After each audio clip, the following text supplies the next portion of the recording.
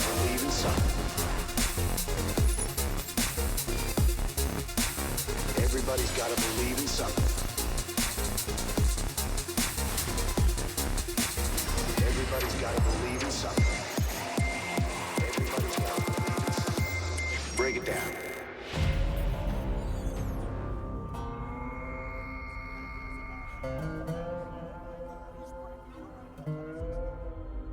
GSL 10주년이라 드디어 올 것이 왔군. 좋아, 이제 한번 제대로 시작해볼까? 2020 GSL 시즌 1 코드S 쇼다운. 자, 한판 붙어보자고. 아프리카 TV 브레이크업 스튜디오 라이브 2020 GSL 시즌 코드S 쇼다운. What's up, everybody? We're here at the last day of this phase of the GSL Codex. We are, of course, starting a little bit early today because we do have the group selection right after the tournament ends. Yeah, and that's going to be a lot of fun to see what those groups are going to end up looking like. Of course, the group we have here today, a very exciting one, special, going to be playing Stats Hurricane and TaeJa coming back as well. Very exciting to have TaeJa back here. I really want to see how he's performed. If you followed StarCraft 2 from Legacy of the Void on, you might not be as familiar with TaeJa, but TaeJa was a really dominant force, especially in tournaments outside of Korea in the early days of StarCraft 2, the Wings of Liberty era. A very, very impactful player from that time period. So I look forward to seeing how he plays. Of course, other players like Stats, much more present here in Legacy of the Void. We've got a good mix of players. Oh, yeah, it's going to be a very fun group, I think that for sure. Here's who we have already advancing. It's a really great racial distribution thus far. Yeah. And we'll see if we keep that alive. Of course, we did have a couple really big upsets, Rogue and SOS, for instance, falling out. Yeah, SOS looking very, very, very impressive with his games, but did not win enough of them to allow him to advance. But that Nexus Rush game will go down in history. Yeah, that was a crazy one, no doubt. That was insane. And we've had quite good groups here. Some of them had some one-sided games for sure because it's the round of 24. But like, for instance, if you are just tuning in because you're a special fan, you're like, oh, I have enough time to catch up on one group, Artosis. What is that group? Because I know so many people are in that boat. The Ragnarok Parting group, I think, was really good. Yeah, that was a great group. That was the best one, I think. But, you know, usually this phase of the tournament does have the most one-sided games. That can be good for learning sometimes if you want to just see how to do one build straight up and beat another player. But it tends to get closer and closer, especially when we get to the round of 8. Anyways, today, Hurricane or Hurricane versus TaeJa, Special, and Stats. Hurricane. Hurricane. I like Hurricane. Yeah. That's kind of cool. Doctors say don't take Hurricane with alcohol. Side effects might be drowsiness, sleepiness. I haven't seen Juan yet at all. Yeah, so we don't know what's going on yet. He's not the first match, but as you can see, he's not there right now.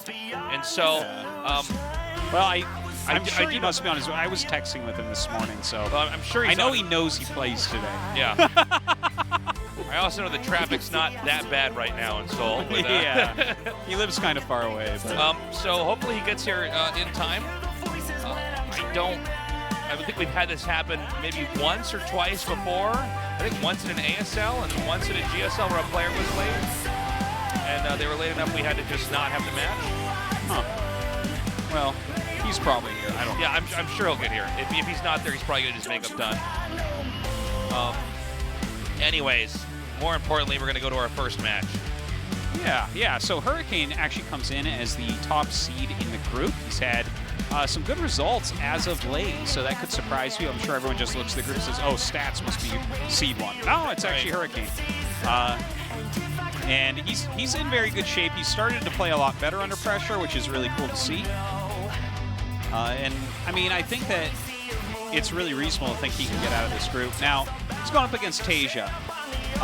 Now, TaeJa is one of these guys that is so unbelievably old school, such a talent from back in the day. He won countless tournaments.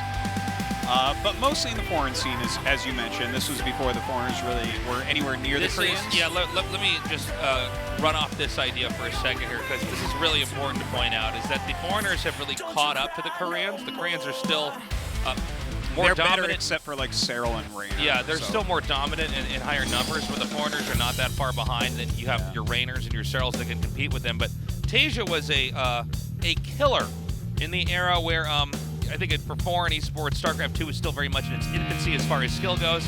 But obviously an incredible player nonetheless. Now the question is, how will he compete against a player like Hurricane, which I think is actually a very good match for these two. I think it's going to be very interesting to see how this pans out. We're going to go to Nightshade for map number 1. Hurricane versus TaeJa. Game 1 starts now. 전투 준비 완료.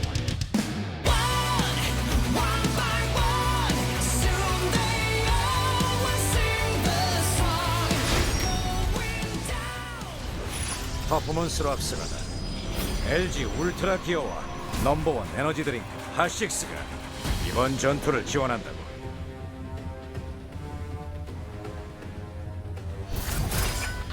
브레이브스타 게이밍 허리케인 남기웅.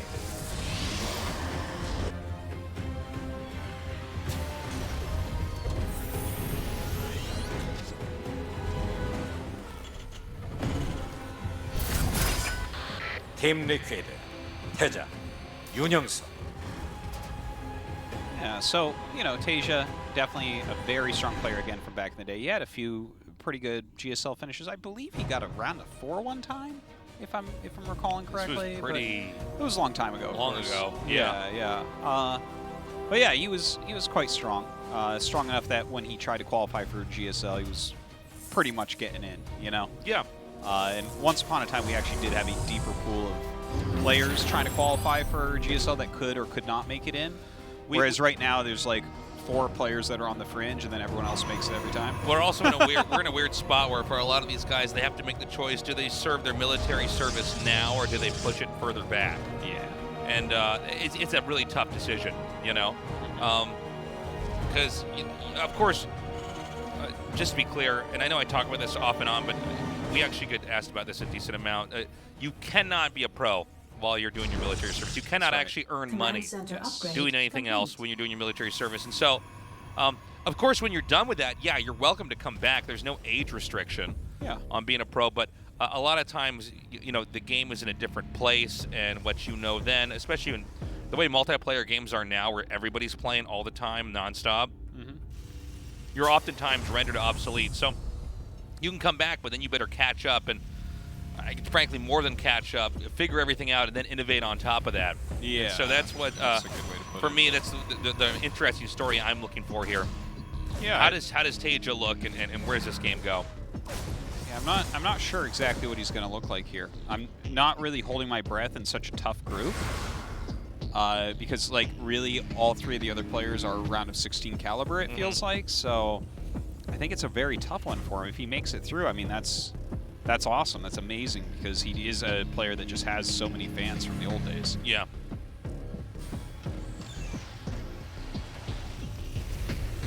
Well, anyways, we'll see how he ends up doing. We have the Stargate coming up for Hurricane.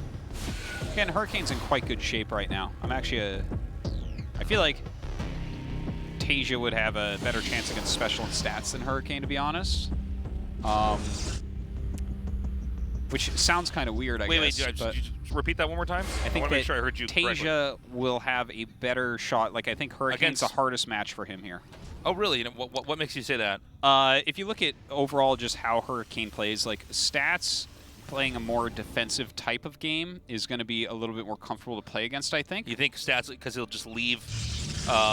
TaeJa's he'll leave him alone, and TaeJa can then kind of focus on macro and pushing, where a lot of Pro-Ops players kind of go for the heels, go for the ankles, go for the knees. A lot of their games. Those sharp moves, I think, are a little bit more difficult. And then, you know, TVT is not TVP, so that's why he would do better against special, I feel like. Okay. But, we'll see. I don't know. You know, Hurricane's still a guy that you're not sure what you're going to get in a game.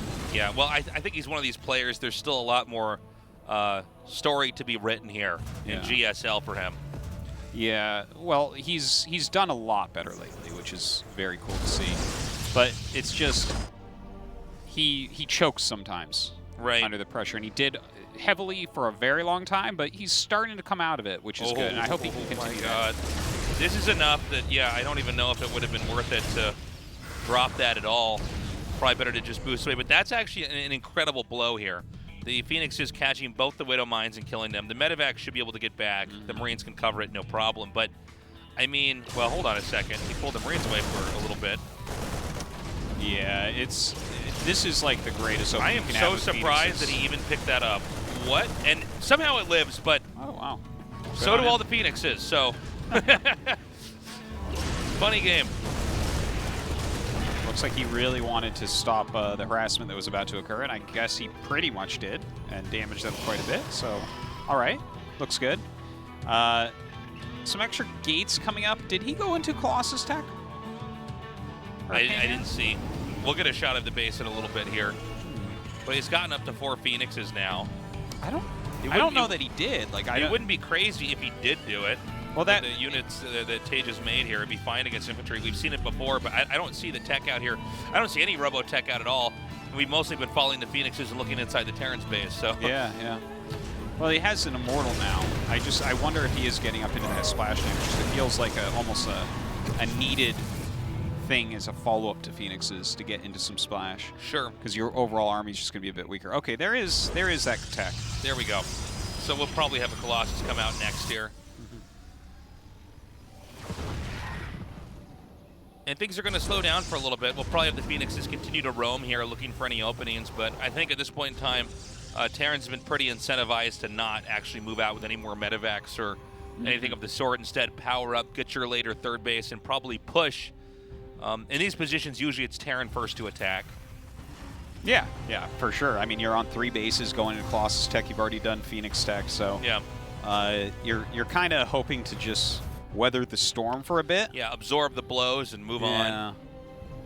Well, TaeJa does have his 3rd command center, so he's playing a very standard, modern style right now, getting into the 3 racks, getting into the upgrades before taking that 3rd. Has it ready, though. We'll see what he can get done. Has a little side drop, so this is going to be more multitasking oriented. Where are the Phoenixes now? Are they just back in the middle on the Protoss side? Yeah, I'm not. I can't find them. They're above the natural. Oh, you're right. Okay, so this drop may actually end up working out pretty nicely here. There's a lot to spot there, though, as well. And here comes the push. Now, a scan shows the 1 Colossus, plenty of Stalkers, Zealots, and Sentries as well. Yeah, and he's just running, because that force can't actually do anything against it. The Protoss army is literally better. Oh, wow, and trapping the 2 Widow Mines, great kills. That's 4 now we've had killed that have actually done no damage, but this drop is still inbound. Yeah, didn't see it. This drop is actually fairly dinky for what it's intended to do, especially because it's coming in late after the bush is already chased away, so I don't think this should be able to do that much. Didn't see it, though. He didn't see it at all. TaeJa's got a group of Marines out in his base right now. I guess you wouldn't necessarily be looking for this right now. Oh my God, look at this. Kind of an oddly timed moment here, and so TaeJa's going to come through and thrash these probes. 9 kills already. And now TaeJa rotating down towards the 6 o'clock spot, adjacent to the Protoss's 3rd base. Look at that, shutting down some of the upgrades as well for now. His other force just kind of roaming a bit, takes out a pylon that he saw at a different location. Looks like this medevac is going to go down, but I would say that was worth it. That was good, and during all that, he set up his 3rd base. I like it. This was a cool play from TaeJa. We don't see too many people play this opener like that. Yeah, well, it started out a little bit rocky, but I'll tell you, if Hurricane had identified that, oh my God, okay, takes out the war president. If Hurricane had identified earlier that the medevac was actually hiding in plain sight in between the 3rd and the main, maybe this would have been different, but yeah, a lot of damage was done there, and I think that really puts TaeJa back into this game. Yeah, you know, Hurricane did have pylons up, but that frontal group that he was chasing, I guess Hurricane was paying too much attention to it. Yeah. Just didn't see that medevac and took the damage because of it. But Hurricane is not by any means dead, right? He's still got a good probe count, even though he lost like 9 or 10. He's still teching very well. Look at this. He's got his +2 back online, getting Blink, has the second Forge, going into Disruptor tech, even getting a 4th base. So it's definitely a recoverable situation for him. Oh my God, great force fields here, locking out a lot of those Marauders. And that was not an even trade there for Terran at all. That was a lot blown up for not too much damage. And we're seeing another great warp-in round here. Now, Protoss is on 4 bases. Terran has been, I think Terran's been doing a good job, but overall Protoss' defense, if you were to just subtract the 1 drop, Protoss' defense has been very good. They're basically... Yeah, it has been. Yeah, they're basically meeting the army wherever the army is, pushing it back, dealing more damage. But TaeJa's far from done. He does have a lot more Vikings here now. And depending on the angles at which he hits, maybe he can start to take out the Colossus. It's really hard. It's one of the reasons why we see more Marauders in this army than there are even Marines, because you know, the Marines just get vaporized once they get close enough to the Colossus with the splash damage. Okay, here we go. Coming in now. Well, you know what? There's disruptors in here, so I'm a bit nervous for TaeJa with that. Where are the disruptors actually? They're with the army, actually. Oh, I see it now. Sorry. Yeah, you're right. They're in the bottom left. And that was actually a good engage by TaeJa, though. He gets in, and then he moved out before he was actually going to get crushed there. Hurricane was actually lining himself up to clear that out. And this was play that we actually, it kind of reminds me of the TaeJa I used to see. I'm getting like chills way right back. now. Yeah. He's playing a good game. When we had almost too many tournaments for whenever StarCraft 2 first came out, but TaeJa was just dominating. His movement is looking very clean. Yes, it is. You know? I'm liking what I'm seeing. And I was never like the biggest TaeJa fan or anything, but I mean, this is some good, solid play that we've seen so far. Well, sits there, but you know what? That Blinken doesn't really do all that much. I like that he had the bunker behind the third. Unfortunately, no units in it, so he loses a buttload of SCVs, but the ideal was there. Now that he's done a few good things, I just see good things everywhere, Tasteless. You got your heart-shaped glasses on right now for TaeJa. Yeah, absolutely. Now, some more Zealots are going to come through the top again. And, you know, this is one way to actually get back at the Terran is just to keep sending Zealots in there. This might be almost a comically large amount to send over there. That's like, yeah, that's no, like that's maybe a good 2 way or to 3 times to put it. He split it up. So okay, that's fine. Yeah, you left. If you send all of it, I'm like, well, you're still going to lose money sending these Zealots out Notice how most of those are not even attacking. Yeah, It would have been that, but more. usually the number's like 4 or 5 or something like that. Yeah. But you know, the Zealots continue to come through here. They're going to thrash these SCVs. Okay, an odd blink over there. Yeah, a little bit. Oh, the disruptor shot doesn't get too much killed off there. He does have his Liberators out too. Good stalker play here, sniping that one Liberator. The command center is destroyed. Ooh. I think we all were expecting that to just be lifted. Oh, great EMP. Oh my God. Sick EMP, sick like snipe. Amazing. Things happened so fast, all he could do was make that sound with our mouth. Yeah. We could just make a noise out of our face holes. That was it. That was it. That's how you play-by-play that. Though. Yeah. But he lost a command center during all this. He is doing a ton of damage over here. Oh, a big disruptor hit, though. It looks like there's going to be another one. Yeah, those disruptor hits. Looking strong, but he's sitting here fighting partially under a Liberator. I think Protoss is actually still okay. I think Protoss fends this off. Yeah, that's it. GG, Hurricane wins. You know, in what was a pretty explosive endgame there. There was a lot. That was pretty epic. I love the EMP onto all the Templars. All the Templars are picked up and immediately the Warp Prism is destroyed. Yeah. It's like, no. That was Ninja Scroll level violence. Oh, my God. Man. That was a good first game. Yeah, that was a nice showing by fired TaeJa, up. I think. I'm fired up over that game. Yeah, That was great. me too. That's really exciting to see. And, like, a couple small things went wrong there. The Zealot harassed me. He had a bunker at his third, but nothing there, so he lost a bunch of SCVs. And then the second group goes in. He didn't send enough to clear it. It didn't really go all that well. He lost the command center.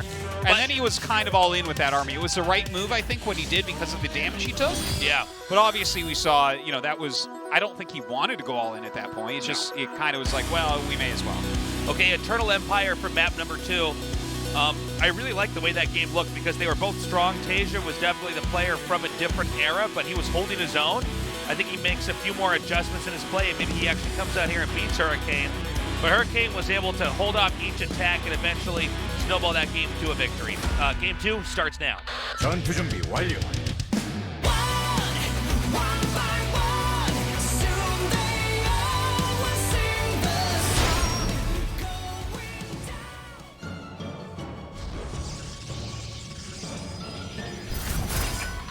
브레이브 스타 게임 허리케인 남기웅.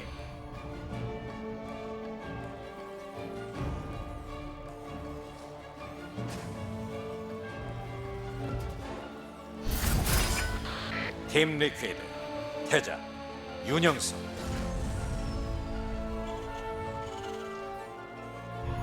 Well, definitely a cool game there. Yeah. I'm hoping that TaeJa can show us similar moves here, where he's taking something that's somewhat basic and then kind of putting his own little flair on it and making some smart decisions where to move his army. That was really great. Like the medevac getting through into the main. I liked his Liberator range coming up in a very timely fashion. Yeah. That's something that I've been pretty shocked that we've seen like none of so far this season. Because, I think it's fantastic that they moved that upgrade, Liberator range, to the Fusion Core. You can just continually reactor units out. You don't have to switch to a tech lab. It makes it so much more streamlined. You get more units that way. Right. It seems like it's made the whole process a lot less clunky. Yeah, and it felt very smooth the way TaeJa was going about it. Yeah. Well, I'll tell you what, too. TaeJa looked like a very modern player in that game. Yeah, he did. He was playing just like every other Terran is, which is great. Occasionally we'll have a player come back and, like, they're doing something weird and from the past, Yeah. It's not like it doesn't work, but it's not what everybody's doing. It was kind of cool the other night to see Bomber with his parade push. That was a neat. Yeah. I was like, oh, look at this. It still kind of looks like him. In the game. Well, I like them bringing back these pieces of themselves. Like, yeah, you have to modernize, but if you're not playing your own style, I think you said it well, where you're like, well, you have to catch up to the meta, but then also kind of do your own thing, innovate something. Yeah, you better be adding more than just... Yeah, you can't... If you, like, just copy Maru, people say play like Maru, but really, if you just try to copy Maru, you're never going to be a champion because... Yeah, you'll be high on the ladder. Yeah, it's like you'll be a good player, but you'll never actually do anything. You need to have your own stuff, and yeah. So it's cool to see these older players kind of come back with some modernized play, but with some of their older ideas still. So generally speaking, at least especially for this season, we're seeing the Protosses get the third base before the Terran, and Terran kind of take their third as they're pushing and try to get the Protoss out of position. We've seen Colossus Tech become popular as a way to basically hold a lot of infantry coming in early on. We don't see too many Templar openings, do we? Not really. I thought we might have a little bit more, but it's pretty clear that at this level, this is really the way that people are approaching it. At really least mostly out here right now. Yeah, for the most part. It kind of makes sense. I'm interested to see that it hasn't been punished more with medevacs, like Widow Mines, or at least in the tournament that we've had so far here. But I guess we've also seen, for instance, in the last game, Phoenixes were made as a way to basically answer that, and that really puts some pressure on the Terran, where if you are going to drop them, then you might risk losing the medevac and the 2 Widow Mines or anything else, and then it's like, from the Protoss' perspective, it's just you're getting further ahead. All you have to do is swat away their little attack, and you're getting that much bigger, and then you're that much more likely to survive the push later on. Yeah. And this is a matchup, if you guys have watched previous GSLs, a lot of times I would say there's more ambiguity with, who gets to take a base win, especially when you're further apart, like on some of these huge maps we've had where it's like you can't quite attack into each other. But it does seem like now Protosses, in this current meta, on these current maps, seem to just get their third every time, and Terran is going to try to come in here with some type of drop. It looks like we're going to have that just line up right here. Well, I think that's kind of the way to do it, right? They are really ready, but he gets it out. But yeah, like either you're going to do some sort of 2-base, very hyper-aggressive all-in play as Protoss, or you're going to go 3-base, get your upgrade/splash going, and try to hold, right? Right. Because that's when you start to get very powerful as Protoss. Protoss definitely, we were talking about how Protoss has a very hard time late game against Zerg. It's very playable against Terran in the late game. Oh, for sure. Yeah. I find this matchup a lot of fun in general to cast. Yeah, I like it a lot, especially in later portions of the game. Yeah. Like the 2-base attack that comes out from Terran, I feel like sometimes that's a bit too decisive. Those games I don't like as much when it's like, where they're going to try to end it with that? Yeah, I've never been a fan of 2-base sometimes SCVs are pulled, and it's like, okay. Well, when the SCVs get pulled, I'm just like, no. Yeah, I don't have anything to do with this can't be the way.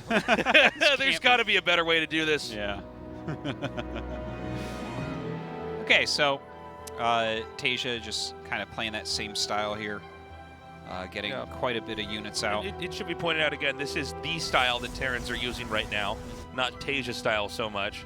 TaeJa's unit movement, though, is looking similar to like what we've seen in the past, where he was just very good at controlling the map, very good at playing the zoning game. On both sides, you're trying to, especially in this matchup where it's like there's a lot of abilities that have to be casted at once. When the fight starts, Protoss have like so many things they need to shoot out, and so do Terran. They got to stim, and they got to figure out, are they going to push in or pick up with their medevacs and go back out. And so with each engagement, it's really important to watch and see how the players handle it, because this game is a fast game. You can, and this is a moment where we see TaeJa not quite pulling away in time, losing one medevac there, or excuse me, Widow Mine there. Sorry. Well, TaeJa pushing out. He is making that third command center on location, getting his additional barracks pretty quickly here as well. Nice little small zealot harassment here, just slowing that down. That's very, very annoying for Terran. Well, especially because Terran does need to catch up and get that third CC up, and oh no, easy free kill there on the medevac. I don't even know why it got moved over there. Yeah. We saw it was actually over the... he might have made a hallucination if it wasn't on hold position. Oh, and he just nudges it over there to the side. That's smart. I don't know if that's the case, but I see something floating there right now, so that's my guess. I think that's an observer. Or there could have been an F2 moment as well. You know, good point. Yeah, where you're being lazy, and they're punished for that. Anyways, you know, TaeJa right now, he's macroing pretty well. This is a very gateway-heavy style that we're seeing out of Hurricane. He's got the +1, he's got the charge, he's got the blink, and he's got a lot of units. Okay, an attack in here. A lot of Widow Mines going off, making there no more Zealots now in this fight. Stalkers and Sentries still over here, but Terran is not quite getting the angle that Terran needs to really do the damage they want to do. We see there's other units elsewhere on the map, but for now, Hurricane's going to advance a little bit further forward here. Yeah, it still looks like he wants to push a little bit more. Yeah, especially with the War Prism there. Yeah. And a fourth is taken. I don't know if Hurricane's going to commit. I think he might be able to. I think if you're taking a fourth here, you're not committing. But I love this move, right? Drop the natural, see how many units come back, and maybe you can hit the third if he sends his units. He's going to send this back up here. He actually wants to. Now this might be Hurricane trying to get too much over here, but taking out those Widow Mines is pretty huge. And look at this. If he brings a Prism over now and warps in at the third. Oh my God. That's a strong move right there. Yeah, I don't know. Is this going to work though? This is like so much. Yeah, well, I don't think he doesn't necessarily kill him here. The force fields, in fact, are blocking the Zealots, but the amount of SCVs he's gotten. Yeah, actually, it looks like if he backs up and maybe does another warp in here. Yeah, that was a great save. That was a really good save on those sentries. I was like, oh no, he's going to lose 4 sentries. Nope. You really called this, Artosis, by saying that Hurricane, you know, is going to be a much tougher fight here for TaeJa. This is already looking like a very difficult game. Well, he's as modern as you can really get. Yeah. You know, he's just on top of stuff right now. He's the newest smartphone. Like all the other players, there's different types of smartphones. Yeah. You know, they can do everything. They can email, they can text, you know, but his are like a little bit better. TaeJa's BlackBerry. Is TaeJa BlackBerry right now? Yeah. He's discontinued, but TaeJa's you know a Palm Pilot. It's even worse. Still got one. I'm a pager. Yeah. This is a rotary telephone. Yeah, I'm an answering machine is all I am. Yeah. Now, I'm fire on top of a mountain. Now, TaeJa is probably going to try to push back across the map here. But you know, Hurricane really got to get ahead in multiple different ways. I think that when he was retreating, he lost a decent amount, and that's got to hurt. But how exactly is this next attack going to be handled here? Terran has a lot of Marauders, which is pretty scary. What's the Immortal count at? Is he at 3 right now? Something like that, yeah. But it's at 1. No, that's units lost. Oh, sorry. It's like this is right there. He only has 1. Yeah. Look at the top. He only has 1 Immortal in his whole army. Yeah, he has 3 here. So the Marauder Heavy is not as scary, and he's sitting in a kind of no. He shouldn't be coming down the ramp. If he just kind of you know, goes back and forth and zones out this army from attacking, he's in good shape, especially with something like that warping in. If he's got Storm, this is going to be very hard to ever advance up. Good splitting. Keep in mind that the Warp Prism is not being used to try to juggle. Oh, I wish he would not. Do you see this? This The is Zealot mine. keeps on Yeah. jiggling and getting out of range. Oh my God. It's like that gif of the guy with the Xbox controller. Oh, yeah, where he makes a circle and then the storm comes down and kills all the veins. That was insane. Yeah. Oh. So TaeJa may be skimping a little bit. We don't see any like anti-prism technology, such as the missile turret or a Viking. So the prism so far has just done a lot of work against him. So we have more warping in. Can Protoss actually just push this? It seems like it, especially when the 4 Immortals come down there. The natural enemy to the Marauder. I think we're pretty close to the end of this story here. Yeah, it's not feeling too hot for TaeJa right now. Yeah, he's microing, but that number is getting very, very small. And I gotta say, Hurricane's really playing a masterful technical Protoss versus Terran against an old school giant. In TaeJa, GG, Hurricane takes series, number 1, and will be waiting to play his match in the winner's match. TaeJa is not out yet. He has a chance to prove himself again. And I'll tell you what, he did look good. I don't know if he looks good enough to get to the round of 16, though. Yeah, I would generally agree with that. Like, No disrespect. But he did look good. I feel like there's a few things he needs to do. Right. He needs to have something to deal with the Prism, whether you're like flying a Viking around in your base. Maybe if you made an early Liberator, you can keep that in there looking for it. Throw a missile turret down. I tell you, a couple missile turrets is a lot cheaper than what a Prism's going to do to you. Right, yeah. So we saw him a little bit struggling with that in this previous also, game. Hurricane didn't overdo it with the Zealot Harass. He dropped, like, for instance, 1 Zealot, the natural. Yeah, that was then good. he looped through the main, which pulled most of the army back in there, and then he just sent the Warp Prism back out to the 3rd. It was a really good tactic. Yeah, it was. Which allowed so much punishment to happen at that 3rd base. It was played so well from him because he like did it and got away with just enough after doing just enough that there was no way to really die to anything TaeJa could do from there. Yeah. It was. And he did a good amount of damage economically to him. He killed like 15 SCVs during that attack. Again, though, TaeJa looking strong, good at fights, but not good at, I guess, not ticking all the boxes of controlling a StarCraft 2 game. Yeah. You know, even in Game 1, we saw the Zealot counterattack get in there, kill a lot of SCVs. TaeJa's looking strong. Also, TaeJa not always keeping track of his medevacs. In both games, Game 1, he just straight up got shot down by the Phoenixes. Those 2 Widow Mines were picked up. That happens. And then in Game 2, he had a medevac waiting in a big chasm where no ground units can go. I think it was presumably an F2 error, maybe. That, or you said maybe a hallucination pushes it or something possibly, like that. yeah. But look, either way, I mean, if you set that up, you need to keep it there for as long as possible so you can punish later. And then he lost that just to some stalkers. Maybe we can patch it. Maybe we can make it like the Observer and the Overseer, where you can just give it more range by not letting it move. You do that siege mode thing, so F2 you can just. Can we just fix anything so that F2 doesn't grab it? We can do it with High Templars too. Yeah, there we go. Where they go into siege mode and they just don't move. Those are my favorite patches. We're going to go to a short break. When we come back, our second best of 3. Don't go away.